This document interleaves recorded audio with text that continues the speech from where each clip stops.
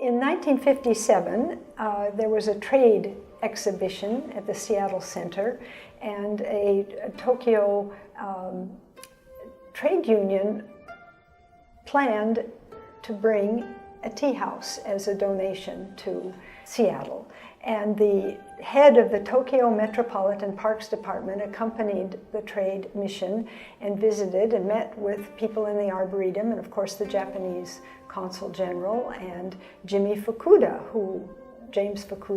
was the cultural attaché. He was bilingual, did a great deal of translation. Mm-hmm. So he made the offer that if people in the Seattle community could raise the funds, there would be forthcoming plans for a garden in the Arboretum Foundation. So actually Juuki Iida came, the 5 designers headed by Mr. Inoshita signed the plans. I think there were 37 pages.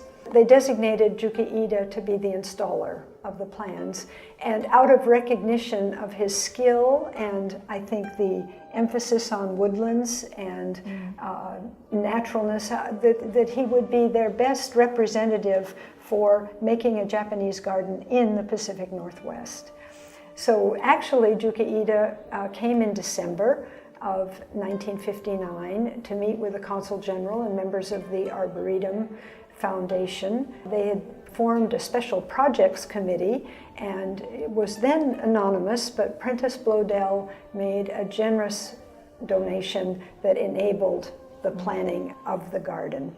Juuki Iida also went on that trip to the Japanese embassy in Washington, D.C. And designed a garden for the embassy. And that year, roughly that year, he designed and installed a garden in the Japanese embassy in New Delhi. So those were his international, the international dimension of his work. He returned, I think it was March 7th, and fortunately in his personal possession brought the scroll foundation. The 5 sections were joined together in one length. As Dick said, he brushed the scroll evenings at his leisure.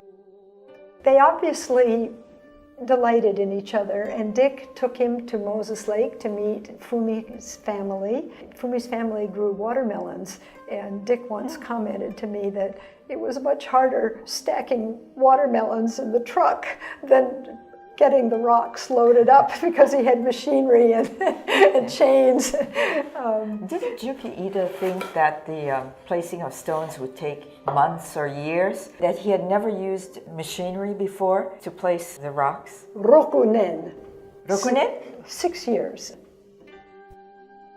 The Japanese Consul General's office was concerned.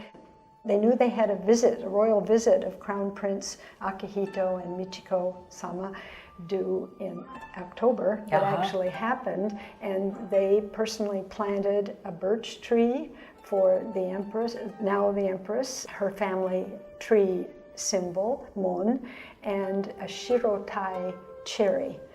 And the cherry has not fared well, but has been lovingly grafted, and its lineage is provided.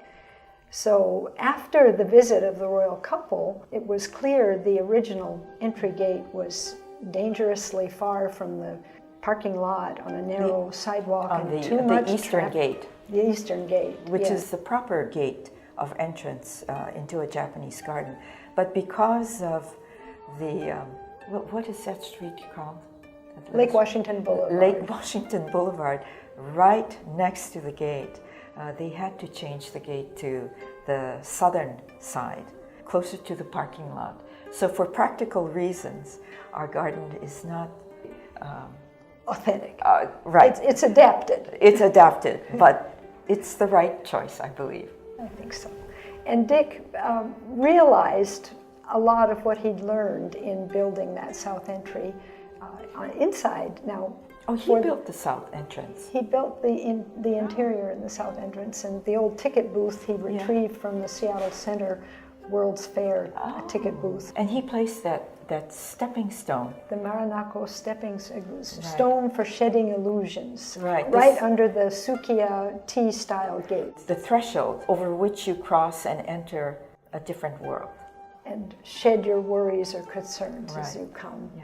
And that you enter a planned, in a sense, miniaturized, scaled down, integrated landscape with borrowed scenery. And of course, from the wider Arboretum, we have splendid borrowed scenery.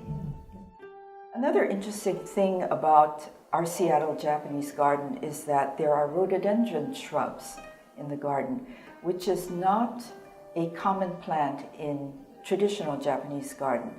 And in this, I think Juuki Iida was really quite interesting in that he thought that the garden should be a Japanese garden in Seattle, that it was a Seattle, a Pacific Northwest Japanese garden.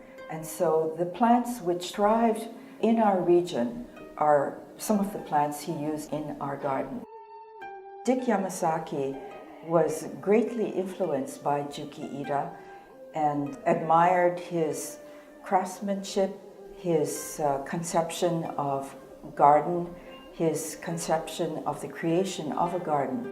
When he spoke, he often quoted Juuki Iida using such expressions as shizensa, which means naturalness. Another expression which he often used was sonomama no susumu sugata, which means the simple form which continues on. It means that a man-made garden at its very best should look as if nature created it and that it would continue on naturally.